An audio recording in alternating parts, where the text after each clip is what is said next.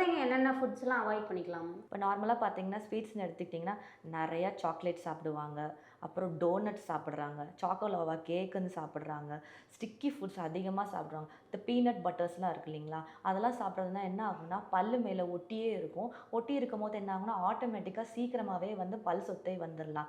So இதெல்லாம் நம்ம கொஞ்சம் தவிர்த்துட்டாலே நமக்கு வந்து இன்னும் சரியாயிரும். 2வது பார்த்தீங்கன்னா, ஸ்டார்ச் ஐட்டம்ஸ் பிரெட்டோட ஜாமு, ஜெல்லி எல்லாம் வச்சு குடுத்துடுறாங்க.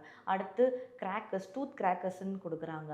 அடுத்து குக்கீஸு இதெல்லாம் சாப்பிட்றதுனாலயும் உங்களுக்கு வந்து பல் சொத்தை வரலாம். மெயினா பொட்டேட்டோ சிப்ஸ்னாலயும் வரலாம். ஸோ இந்த மாரி மெட்டீரியல்ஸ் நீங்க அதிகமா உட்கொள்றதுனாலயும் பல் சொத்தை ஃபாஸ்ட்டா வரலாம். இன்னொன்னு பார்த்தீங்கன்னா, குழந்தைங்களுக்கு ஈவினிங் ஸ்நாக்ஸ்லாம் வந்து பார்த்தீங்கன்னா, நட்ஸ் குடுப்பாங்க.